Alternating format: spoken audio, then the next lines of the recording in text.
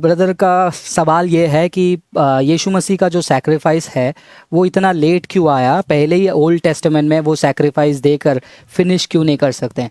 एक वचन मुझे याद है, I don't know, I think वो कौन से पोर्शन में है। एक मिनट में वो वचन को सर्च कर लेता हूँ। वहाँ वचन में ऐसा लिखा है कि when the fullness of time was come, एक second, let's find out where the scripture is. I hope आपको मेरी आवाज़ सुनाई दे रही है Abin. So I am just trying to find a verse. हाँ, सो ये आपको मिलेगा गैलेशियंस में, गैलेशियंस चैप्टर 4। हाँ, गैलेशियंस चैप्टर 4 में मिलेगा। ये वचन लिखा है, when the fullness of time was come, when the fullness of time was come, at just the right time God sent his son. Okay, now what does this mean? I don't know whether आपने participate किया था या नहीं किया था। हमारा एक जो क्विज था, I don't know whether you participated in that quiz, जो कि हमारा क्विज में हमने इंटर टेस्टामेंट के बारे में बात किया था, journey from old testament to new testament. अगर ये वचन को हम आधार मान के चलते हैं, गैलेशियंस चैप्टर 4 को, for at the right time Jesus came, तो यानी कि परमेश्वर ने जो है एक राइट टाइम रखा था। ठीक है, उस राइट टाइम में क्या हो रहा है आपको समझना बहुत ज़रूरी है। जब ओल्ड टेस्टामेंट का एक ऐसा पड़ाव था जहाँ पर रोमन एम्पायर हर एक चीज़ों को कॉन्क्वेस्ट कर रहा है और वहाँ पर ग्रीक, एरमिक और हिब्रू जैसे लैंग्वेज प्रोमिनेंट होते जा रहे हैं, और हिस्टोरिकली हमको ये भी पता चल रहा है कि वहाँ पर जो ट्रांसपोर्ट रूट्स हैं, जो यात्रा करने के लिए यातायात जगहें हैं या फिर जो जाने के माध्यम हैं, वो इतने एडवांस हो चुके थे, इतने खुल गए थे कि वहाँ पर जो है गॉस्पल को कैरी करने का जो स्पीड जो है वो उसी टाइम पे परफेक्ट था। फॉर एग्जांपल, अगर मैं आपको एक छोटा सा उदाहरण देता हूँ, तो ऐसा उदाहरण मान लीजिए 10 साल पहले मैंने एक प्लान बनाई थी। ओके, 10 साल पहले मैंने एक प्लान बनाई थी कि मुझे जगह पे बैठे बैठे जो है 1000 लोगों से बात करनी है।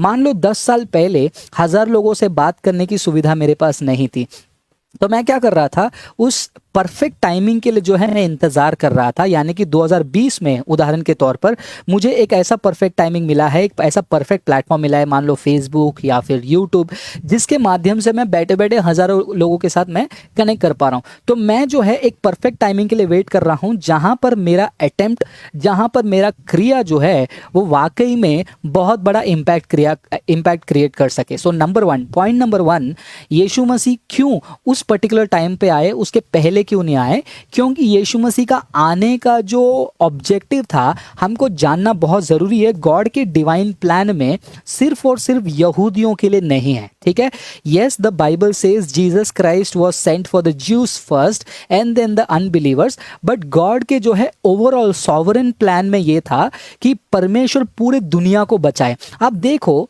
Now, when I talk about, let us से हम पहले ही चले जाते, ठीक है, अगर मैं शुरू में चले जाता हूँ राजाओं के वृत्तांत में या फिर जजेस के टाइम पे मैं चले जाता हूँ, वहाँ पर यीशु मसीह आए और यीशु मसीह वहाँ पर बलि चढ़ा दिए, but that becomes a very territorial thing. वहाँ पर आप देख रहे हो ओल्ड टेस्टामेंट में इसराइल, यहूदी, एक थियोक्रेसी चल रही है, बट वो थियोक्रेसी में हमको ये देखने मिल रहा है, थियोक्रेसी में एक लिमिटेड क्राउड है, सिर्फ यहूदी लोग हैं, but is that what God wants? परमेश्वर की इच्छा सिर्फ यही नहीं है कि वो सिर्फ इसराइल को बचाए, सिर्फ उस थियोक्रेसी में रहे। परमेश्वर पूरे दुनिया को बचाना चाहते हैं, परमेश्वर पूरे दुनिया को जो है हेल फायर से बचाना चाहते हैं, परमेश्वर पूरे दुनिया को जो है अपने पास लाना चाहते हैं। तो उसके लिए क्या करना है? उसके लिए एक ऐसा परफेक्ट टाइमिंग गॉड ने रखा था जहां पर ये दुनिया के काफी कोने में जो है लोग फैलेंगे। अगर आप दुनिया के काफी कोने में लोग फैले भी हैं, तो यीशु मसीह आकर बलिदान होने का जो संदेश है उसका एक सारांश आप समझिए। यीशु मसीह आके बलिदान होने से कोई मैजिकल तरीके से पूरी दुनिया आजाद नहीं होती है। ठीक है,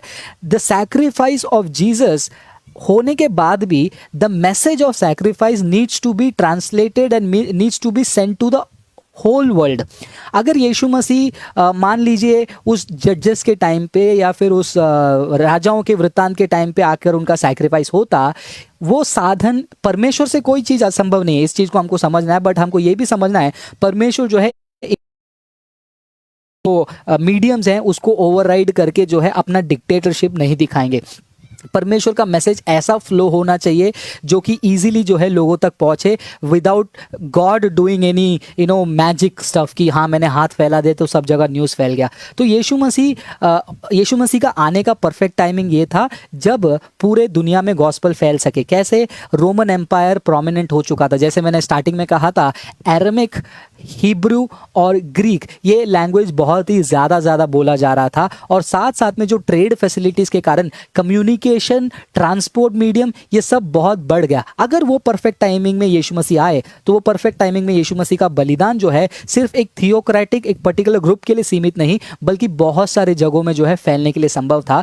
बिकॉज ऑफ विच आप देखोगे, अगर आप हिस्ट्री में जाओगे, यीशु मसीह के दिनों के समय में भी और यीशु मसीह के दिनों के समय के बाद भी जो है हमको थोड़ा बहुत हिंट मिलता है। Even not to be very मैं ज़्यादा इसमें फंडामेंटलिस्ट व्यू नहीं लूँगा, लेकिन हिस्टोरिकली थोड़ा बहुत ये पता चलता है कि लोग जो हैं ट्रांसपोर्ट के माध्यम से जो है पूरे वर्ल्ड में ट्रैवल कर रहे हैं। In fact we have history to know कि इवन इंडिया में जो है जो रोमन्स हैं वो ट्रैवल करके आते थे बिजनेस के लिए, ट्रेड रूट में। तो देखिए एक ऐसा फैसिलिटी क्रिएट हो रहा है एक ऐसे टाइमिंग में जहाँ पर it became easy for the message of the sacrifice of Jesus to be taken to the whole world. So point number 1, we need to know whether God was interested only in Jews.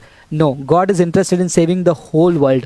Number 1. Number 2, God planned a perfect timing without interfering into the human progress or human reach and human availability. तो उसको एक timing ऐसा था जहाँ पर ऐसा Romans का मैंने आपको ये बताया जो कम्युनिकेशन खुलने का, यात्रा खुलने का, जिससे it became easy for the gospel to spread across the world. मतलब let us take a probability, अगर यीशु मसीह जिस टाइमिंग में पैदा हुए, अगर उस टाइमिंग पे वो पैदा नहीं होते, उससे मान लो और 500 साल 600 साल पहले होते, just a probable explanation, there is a possibility, हो सकता है जितना तरीके से आज गॉस्पल फैला है उतना नहीं फैलता था। See I am not questioning God's ability, मैं परमेश्वर को, मैं ये नहीं कह रहा हूँ कि परमेश्वर नहीं कर सकते थे, परमेश्वर चाहते तो चुटकी भर में जो है पूरे दुनिया में अपने स्वर्गदूतों को, लाखों करोड़ों स्वर्गदूतों को बेचकर on the spot gospel share कर सकते हैं। But the point is God using and influencing people through his power like a dictator? But no, he is being God and he is allowing man and human to be human, and that is a perfect timing for which God had to wait. So the message goes to all across the world, which is reaching still thanks to that particular particular timing when Jesus came to the earth, and it marked, वो history में एक mark बन गया था। when Romans were cruel, when Romans were reigning the whole world,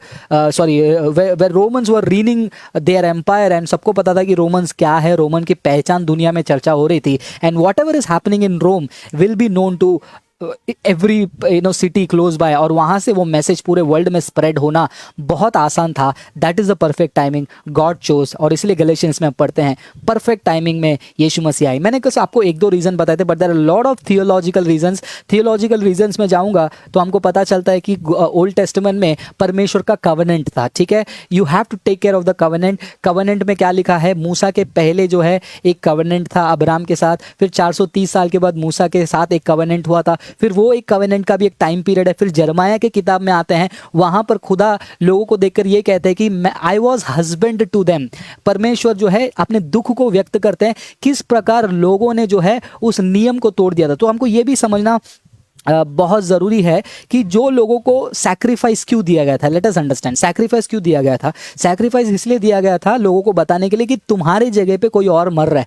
पर क्या लोग उस सैक्रिफाइस का मकसद समझ पा रहे थे? नहीं, दे वर मिसयूजिंग। इसीलिए जरमाया में हम पढ़ते हैं यीशु मसीह खुदा कहते हैं मैं एक और वाचा बांधूंगा, उस वाचा के समान नहीं जो मैंने पुरखों के साथ बांधी थी, ये वाचा उनके हृदय के पट्टी में लिखूंगा। सो एक्सेप्टेंस क्रिएट करने के लिए भी जो है वो टाइम पीरियड देना था खुदा को।